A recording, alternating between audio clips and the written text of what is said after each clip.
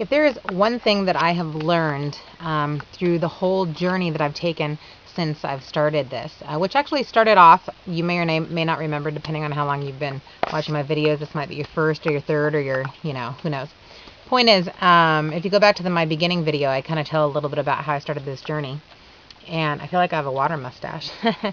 And, the reason I started was because I weighed about almost 250 pounds at the time, and I was just sick and tired of it. I was barely 30 years old. Well, I was older than 30, but still in my early 30s. And, I was always tired. I never had any energy, not even enough to go for a walk with the dogs, And it sucked. My quality of life was very poor, and it sucked. So I decided to do something about it. And anyway, been a long journey before I even thought about doing anything about raw foods. As a matter of fact, I remember thinking people are absolutely crazy to even think about doing raw foods. I thought people were crazy to go vegan. It's just a whole new world now. But the whole point of the matter is that I would not have been able to get where I am today had I not persevered through trial and error by just feeding myself. One of the worst things you can do is, try to be good and restrict your calories, restrict your foods, restrict the things that you are craving. And I'm not saying, so you crave a cheeseburger, go out and get it. Oh, well, you can just start again tomorrow. What I am saying is, if you have a craving for something, try to come up with some type of a way that's friendly to, your dietary style that you'd like to, maintain, and come up with some new flavors and, something different. You do not need a recipe. I don't know how many times I've sat down with, 5, 6 different recipe books, cooked vegan books, raw food books, you name it, I've even taken out some of my old cookbooks, Rachel Ray cookbooks, for goodness sake, just to see if I could find any ideas in there that I could make vegan friendly. And while there are some good ideas in there, I usually, not always, I do definitely use other people's recipes. Don't get me wrong. But a lot of the times when it's because I'm in the mood to kind of recreate something that I'm thinking about, or I just want something totally different, I just close the books and I come up with it from my head. I start with the ingredients that I want, say whether it's bell peppers or carrots, and then I move on and I make that. And I might even eat it for 2 or 3 days. But I make sure that I'm not hungry. When I get hungry, problems start. I get cranky.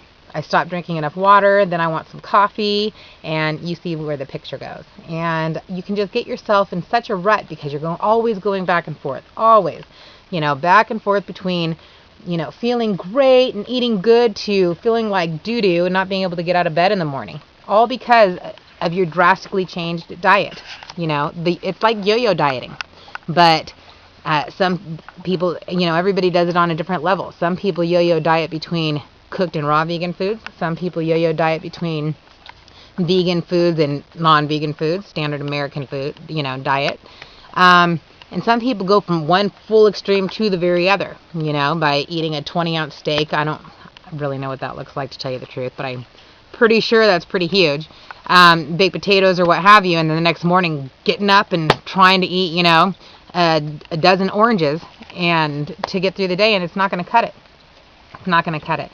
If you want to make it with any of your goals, it doesn't have to even be about food. It could be about exercise. It could be about your job. It could be about, the way that you take care of animals in your life, or children, or, any kind of loved ones.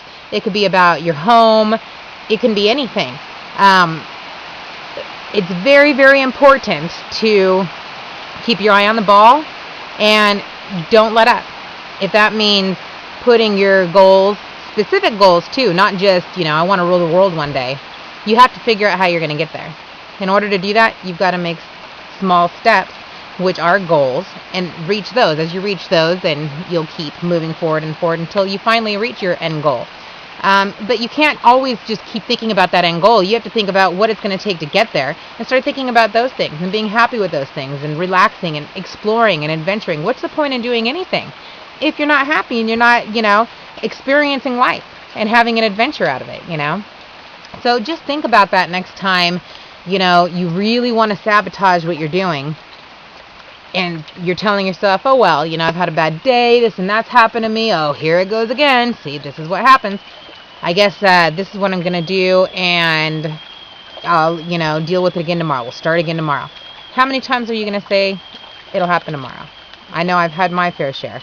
And I know the only thing that keeps me from doing that is to keep myself carved up, keep myself fed, well slept, lots of water, and, in a positive mindset, and never lose sight of my goals in life, whether they're small, big, and, I've got a lot of goals. Everyone does. Sit down, think about them, write them down if you haven't already. Just a little food for thought I thought I'd share. I gotta go because water's boiling for a bucket bath.